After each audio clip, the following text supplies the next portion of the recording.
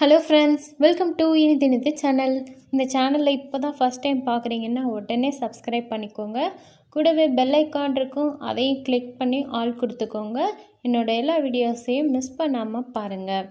இன்றைக்கி நம்ம பார்க்க போகிறது 2 மினிட்ஸில் ஒரு ஈஸியான பிரேக்ஃபாஸ்ட் பிரெட் ஆம்லெட் எப்படி செய்கிறது அப்படின்றத பார்க்கலாம். பிரெட் ஆம்லெட் நார்மலாக நீங்கள் எல்லோரும் செஞ்சுருப்பீங்க. ஸோ இந்த மெத்தட் ரொம்பவே டிஃப்ரெண்ட்டாக இருக்கும். அதை எப்படி செய்கிறது அப்படின்றத இன்றைக்கி நான் உங்களுக்கு சொல்ல போகிறேன்.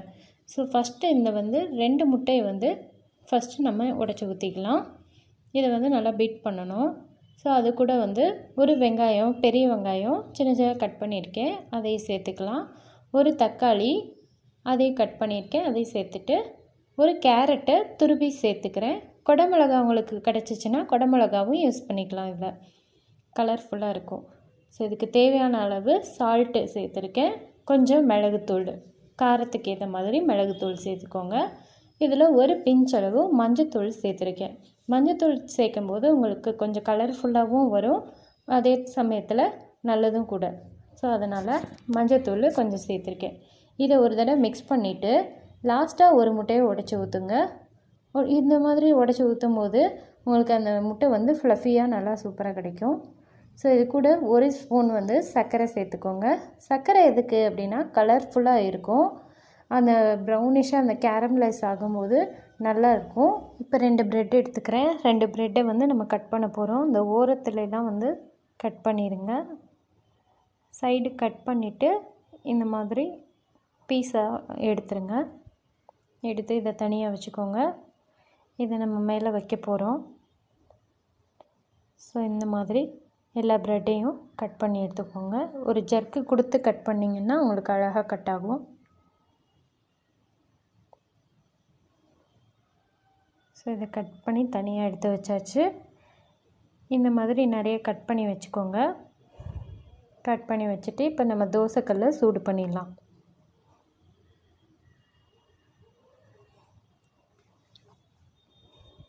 இப்போ தோசைக்கல் நல்லா சூடாயிடுச்சு.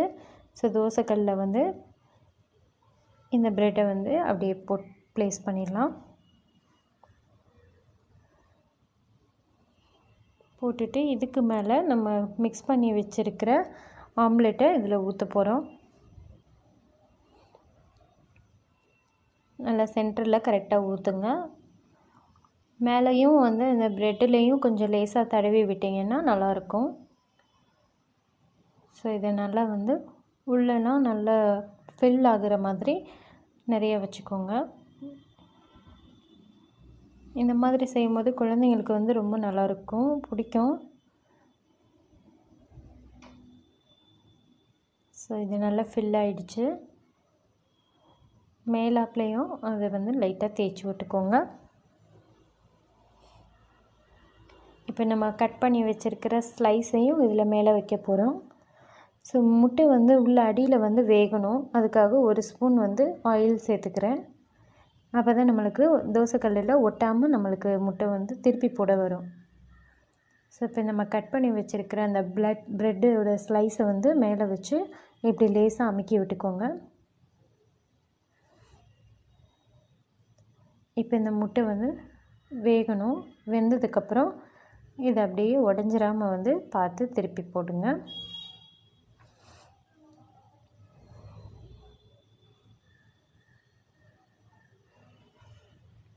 பார்க்குறதுக்கு ரொம்ப அழகாக சூப்பராக ரெடி ஆயிடுச்சு. இப்போ அடியில் நம்ம ப்ரெட்டு தான் வச்சுருக்கோம். ஸோ அந்த ப்ரெட்டு குக் ஆகுறதுக்கு ஒரு 10 செகண்ட்ஸ் 15 செகண்ட்ஸ் தான் ஆகும். ஸோ அதுக்குள்ளே நீங்கள் எடுத்துருங்க, இல்லாட்டி ப்ரெட்டு கருகிடும். Okay friends, bread omelette ready ஆகிடுச்சு. நீங்களும் வீட்டில் இதை செஞ்சு பாருங்கள்.